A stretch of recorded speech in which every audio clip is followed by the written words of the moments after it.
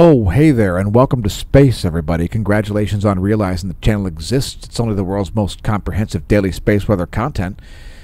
By the way, I'm your host, Dan, a.k.a. Smash-O-Mash, coming at you from the Smash News Network, least busted name in news. Thanks for tuning in to the Daily Space Weather Show. Accept no cheap imitations. Those are the past 24 hours from Solar Dynamics Observatory. Sunspot activity diminishing here over the past few days. So all of you folks who are frightened of low levels of solar activity, it's definitely bunker time. Oh, look at that low number of sunspots, folks. Time to get into the bunker. Maybe because you don't understand how solar cycles work. I don't know. I'm not going to worry about it too much. I don't really care what cult you're in, because, after all, this is the daily space weather. That's also 24 hours from SDO at 30 frames per second. Ionized helium. There is some activity happening right now in that southeastern limb. A huge CME is blasting off. Will it be earthly directed? Perhaps if you're nice, I'll let you know later in the video. Let us know in the comments if you'd like to know if that CME is likely to be earthly directed or even have an earthly directed component. We do read all comments on the channel after all. Here's your equatorial zoom, and you may notice that in the lower right, there's a massive sunspot down there. That's sunspot 3615, and it is indeed quite bulky. The likelihood of large solar flares continues, mainly from that sunspot group. The next 48 hours may include an X-class solar flare. We'll take a look at the magnetic fields in a moment. But first, let's take a look at the colorized magnetogram in SDO 171 angstroms.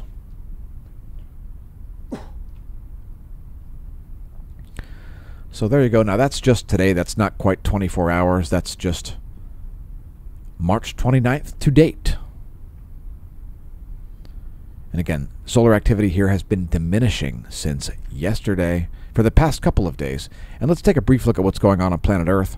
This surreal scene there, you can see lava flowing toward the sea on the Reykjanes Peninsula of Iceland.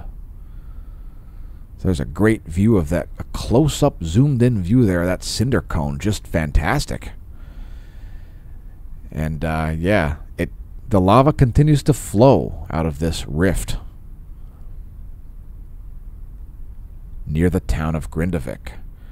As far as what else is erupting, I don't know. I don't memorize this stuff. So I ask you this. Did you know that Askja may start erupting as well? Ground deformation continues there. So not sure if it's magma draining or filling. Mount Ibu is exploding, though. Also Semeru, Merapi, Popocatépetl, Santiaguido, Fuego, and Nevado del Ruiz. Let's don't forget Sabancaya down in Peru. Might be erupting we're unable to detect using satellite imagery or ground observations. Next, earthquakes, and there are the past 90 days.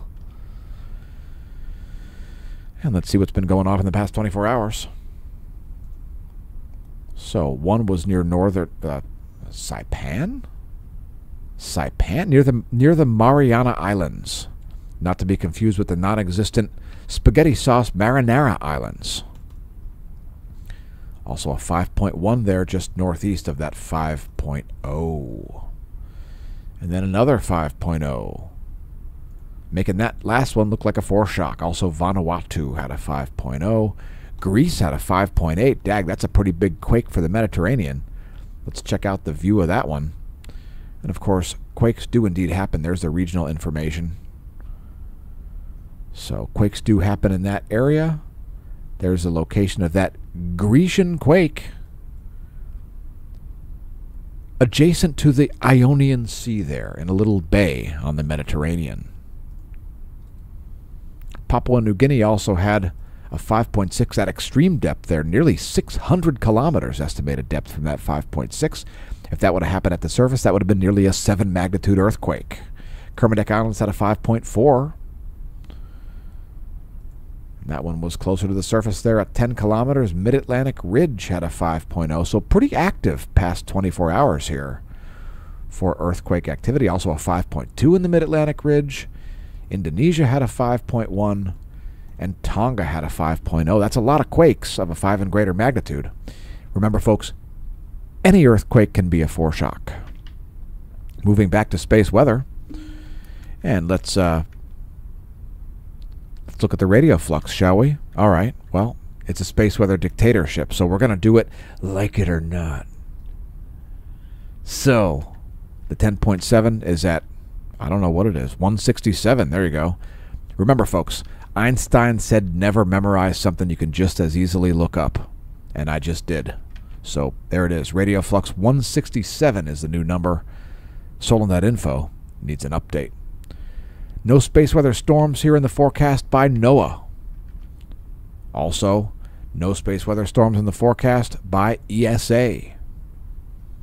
We're not even going to worry about NASA. No space weather storm forecasts from this channel either. It is calm out there in terms of the area between the sun's photosphere and the Earth's troposphere.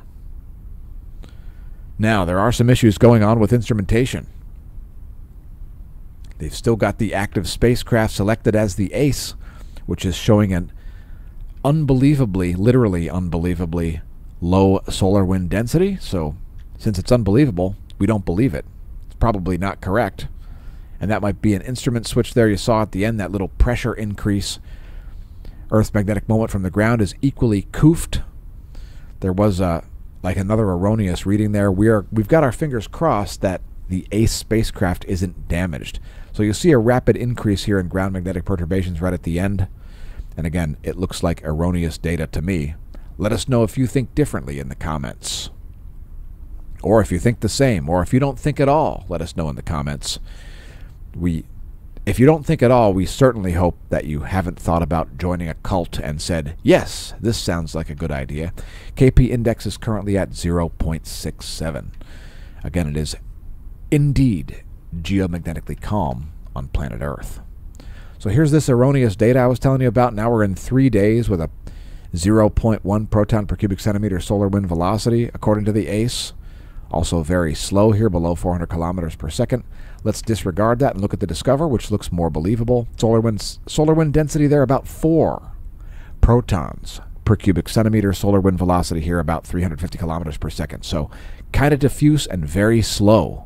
Right now, the next signal that we see should be significant. Next are the GOES magnetometers. Nothing too exciting happening there either. Again, it's calm space weather environment at the moment.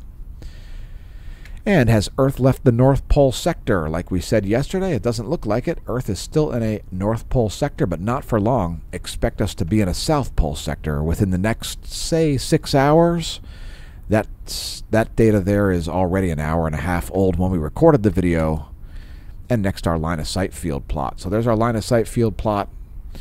And that is super good if you know what you're looking at there. That is the National Solar Observatory, depicting photosphere, magnetism, solar B field, and polar fields, all in one 4-day series of data. Next line of sight, coronal hole plot, and that's coronal holes for you. That's what's going on with them. And let's move on to, to that. That's pretty good. That is our SDO 211 angstroms wavelength, brought to you at massive personal risk and expense by the Smash News Network, least busted name in news. And we've got South Pole-oriented coronal holes rotating in here with a fury as these things blast out the high-speed solar wind and create the high-speed portion of the Parker spiral. So these are North Pole-oriented coronal holes here, and these are south. That is what is currently going on. And let's move back to sunspots. Yes, sunspots, that's a thing. So, here they are. Or something. There we go. Sunspot number here dropping below 100. So like I said earlier in the video, if you are frightened of low solar activity, then definitely it's bunker time for you. Bunker time, folks. Bunker up. Sunspot number is down to 74 or something like that. So definitely, oh wait, 190, I'm sorry, 84. So it's not as dire as we thought. And by the way, folks, it's entirely normal for the sunspot number to jump around wildly between 200 and 50 sunspots, 0 sunspots, right at solar maximum. So not a strange thing in any way. And solar sunspot cycle 25 is looking more and more average to possibly slightly above average or slightly below average even. There's still a possibility for that. It's looking most likely from most of our perspectives to be a slightly above average solar cycle. So facts, and if these facts have offended you, then by all means, place a rage comment below the video. And don't forget to visit our links. You can always berate us on social media as well. We love being berated on social media.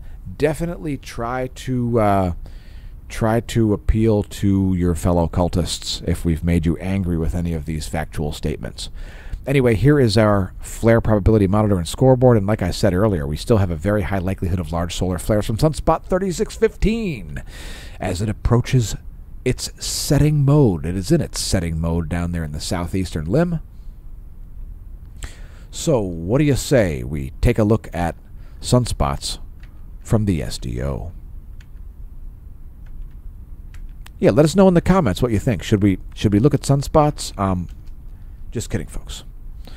So there you go, and we've got the possibility of 0 sunspots coming in the next few days. I find it somewhat unlikely, but like I said, it is possible, as you can see right there. Most of those sunspots are well into the eastern limb. They are about to be all setting with no apparent replacements rising up over the eastern limb, at least not yet. So anyway, so that's a thing. And let's move on to energetic particles and flares. SEP levels dropping. Goes X-ray flux kind of rising actually here. It's, if you looked at the background flux for the past 24 hours, it would be well into the C range, about a C2.3, a C3, something like that, with a couple of M-class events here in the past 24 hours. And let's see what we've got when we take a look at the SDO. Yeah, there you go. There's the SDO 94 angstroms wavelength, and we'll zoom way into sunspot 3615. Engage. Engage by pressing the share button if you enjoy the content. If you hate the content, definitely press the thumbs down button. If you're mad at something I've said in the video, definitely leave a rage comment. We encourage your rage comments. Please exercise your rage in our comments section if we've made you mad about something. We want to know all about it, so definitely type a detailed report about your rage about space weather facts and accurate space weather forecasting. I know it can be very frustrating for accurate forecasting, especially when it flies in the face of inaccurate and ridiculous forecasting.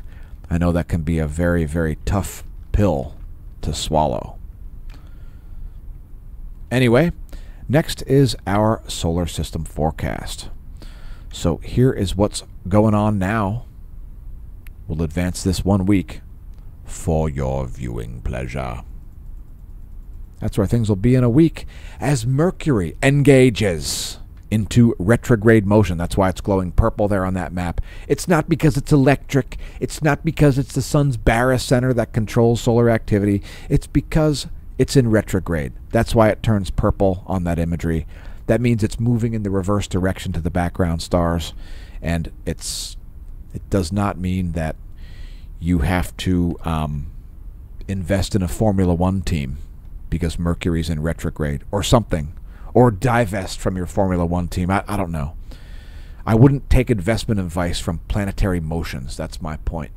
Anyway, here's a star chart. I always like to show what's going on over my head because these videos are designed to be what I would view. So if you want to make your own star chart, check out skyandtelescope.org, skyandtelescope.org.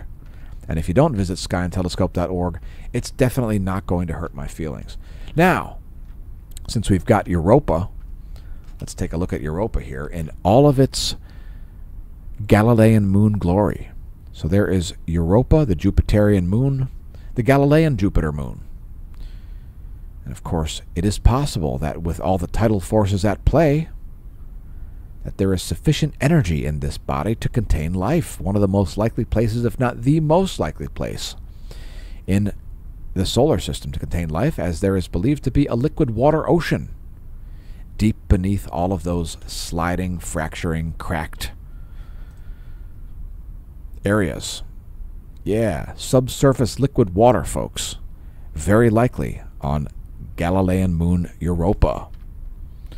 Next, moving on to the ever-popular CMEs. CMEs are kind of important, right? So here you go. That's what's going on for CMEs. And we've had some. Are they earthly directed? They're not earthly directed. But we'll do the analysis anyway because we like to show the facts. Just the facts, ma'am. Just the facts. You know, sometimes people, they want to know what I'm thinking. And the answer is probably absolutely nothing. So if you're reading my mind, don't do it. Don't do it, folks. It's a boring and short novel. Women like to ask dudes that. You ever notice that? Women are like, hey, what are you thinking? And the answer might be absolutely nothing. To quote Sun Tzu, a thought in the mind of a warrior is like a lightning strike. It's there, and then it's gone.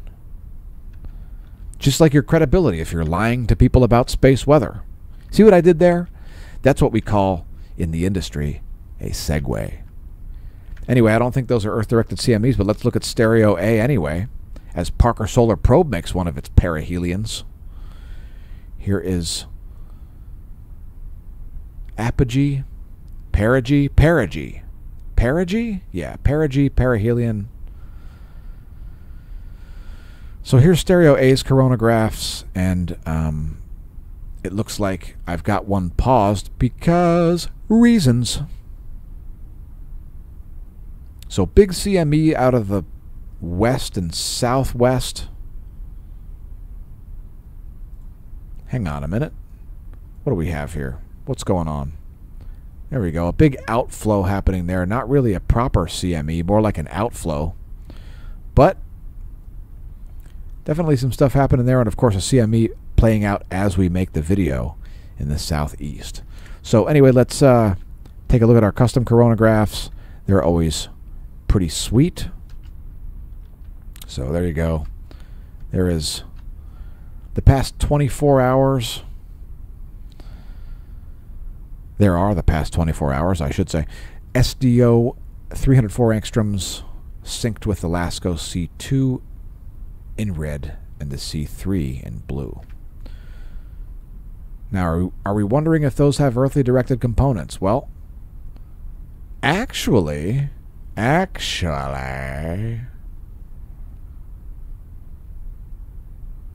may be some earth-directed ejecta mixed in there. There could be some. Because we do see some plasma motions that are not too far from the center of the solar disk. But I don't know. I'm not so sure.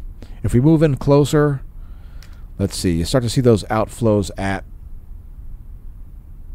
really early this morning. So pretty much right at the beginning of the video, they're already kind of happening.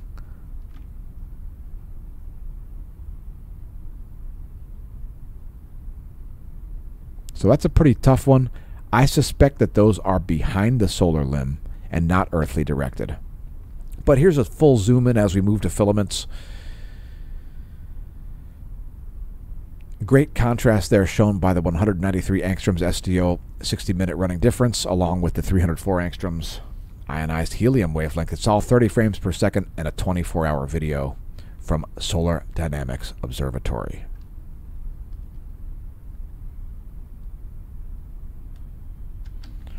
Anyway, let's move on to filaments. Those are kind of important as those can turn into massive CMEs. So here we go. First, Cerro Tololo, Chile. And we'll zoom in real good there so you can get a good view of that. The huge filament down here, we named this one the Mike Bordages filament, but there are several others that could get names. So if you want to name filaments after your friends and foes, do it on X, otherwise known as Twitter, x.com/smashomash. Just enter the hashtag, the hashtag name that filament, and name filaments after your friends, your foes, or even yourself. So here is the colored imagery. It's all hydrogen alpha. We show the grayscale because it shows prominences, which are just simply filaments that hang off the edge of the disk. There you go. So lots of filaments, and the Mike Bordages filament is becoming more and more likely to create a geomagnetic storm. So fingers crossed for that. And if you're spooked of geomagnetic storms, I don't know what to tell you. If you're not an astronaut or performing solar flights, polar flights, never mind. Just be spooked of space if you want to be. It's not going to hurt my feelings. And like I said, there's a big CME happening as we make the video there from the southeast. So there you can see it. It's time to move to bonus features. X-class flare likelihood remains. Bonus features start with charging hazards. We ain't got none. It's smooth sailing. Goes electron fluxes next, and it's up off the floor. How high is it going to go? Well, I'm not so sure, but let's check the forecast after we show the one-year chart depicted here from Solon.info. There you have it. That is the forecast model for that SNN logo. It sneaks up on me, and then I blow it down. If I were on a ship, I would keel haul the scurvy dog. Anyway, there's the forecast model from NOAA for electron flux. We'll show the layer where it's measured, the F layer. It's at 300 kilometers of altitude approximately. We do have quite a bit of high frequency anomaly showing up there, expecting to see quite a bit of blue on the anomalygram. So here it is. And indeed, quite a lot of blue there. According to the Australian Government of Bureau of Meteorology's ionosonde anomaly from the 30-day means, the 30-day median for the ionosphere's vibrational frequency. So that's what's shaken at millions of vibrations per second at 300 kilometers of altitude, the bridge between Earth and space.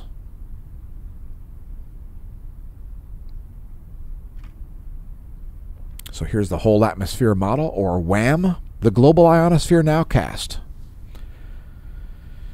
It's pretty self-explanatory. It shows total electron content and maximum usable radio frequency for you radio users.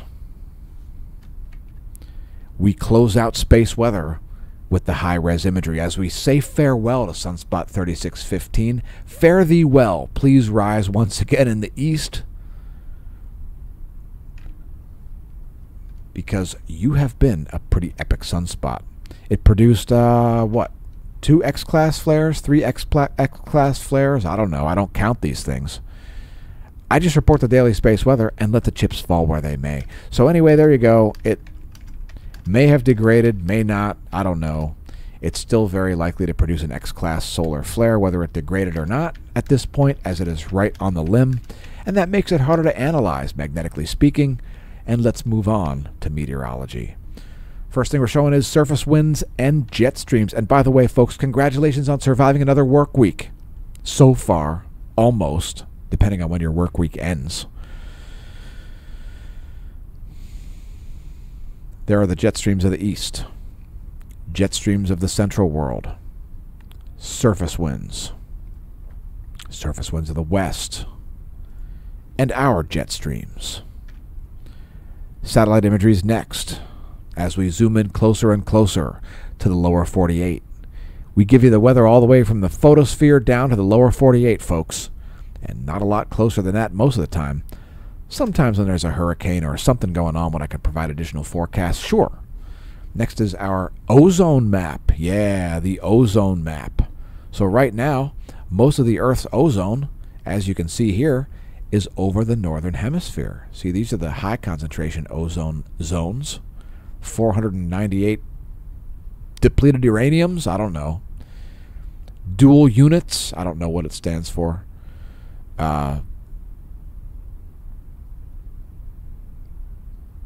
Douche universes. So as you can see, the ozone is currently over the northern hemisphere. Some of the highest ozone in the world here, over the Arctic Ocean. So no ozone hole there. A big ozone hole in the southern hemisphere, I guess, if that's what you consider a hole. Proctology, the study of the ass as a whole. That's spelled W-H-O-L-E, which means that's not even a curse word. Anyway, here's your weather.gov map. We've scrolled down to show you the key. Let me do that again. I didn't mean to be deceptive. There are your weather alerts. There is the key. If your location is lit, why not head to weather.gov and click the map at your location? If you don't do that, my feelings will not be hurt. Here's your 72-hour GFS pressure and precipitation forecast as California gets moistened once again. Another coating of moisture. That's what the term moistened means. So just to clarify that for you, just in case you're dense. And we hope your brain's dense, but we hope you're not a dense person, if that makes sense. And if not, too bad, leave us a comment and express how mad you are that that didn't make sense. Next is our accumulated positive snow depth change forecast, 72-hour GFS model. It depicts inches of snow. Heavy snow coming to California once again as winter continues in springtime. And if you are spooked of springtime snow, then that's another reason to bunker. So if you're spooked of low sunspots and spring snows, definitely that's 2 data points that get you in the bunker. And let us know if you've decided to start a bunker timeshare. We will consider not investing in a bunker timeshare. However, we will show a forecast for accumulated precip. So that's where the rain's going to be falling. Or it's really all the precip. It's like rainwater equivalent, snow water equivalent, whatever you want to call it. We'll also show temperature anomaly in degrees Celsius. So the Midwest there is going to see some 16 degrees Celsius above normal temperatures there. Places like Nebraska and Oklahoma and, especially Kansas, Oklahoma, Missouri, Illinois. Some very high temperatures coming in the following days.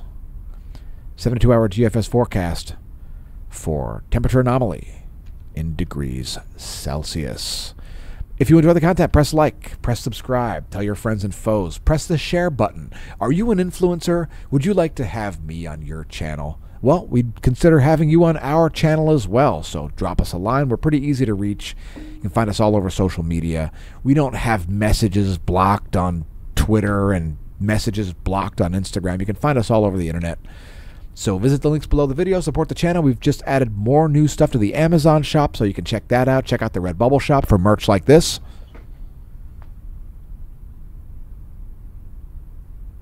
You too can have a shirt that can be seen through to see space on the other side if you have a green screen, and it'll just be fantastic, and maybe even you'll learn to do the math.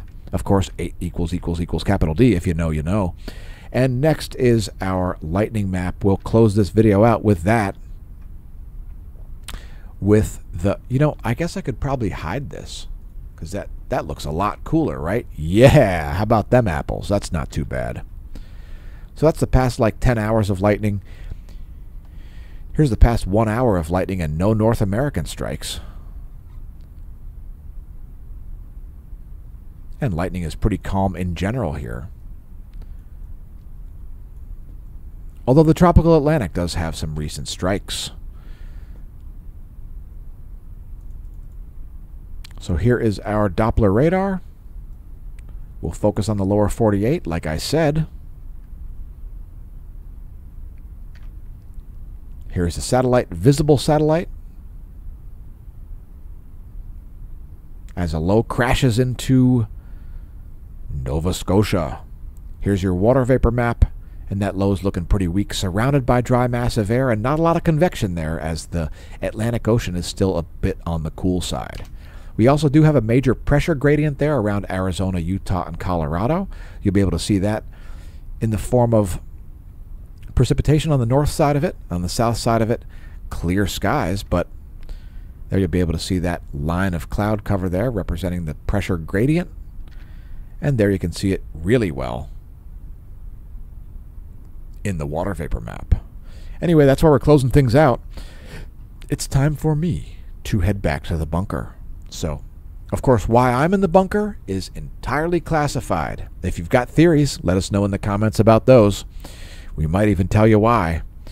But in the meantime, till tomorrow, may that solar wind be at your back, and may your bunker be stocked with the tastiest MREs.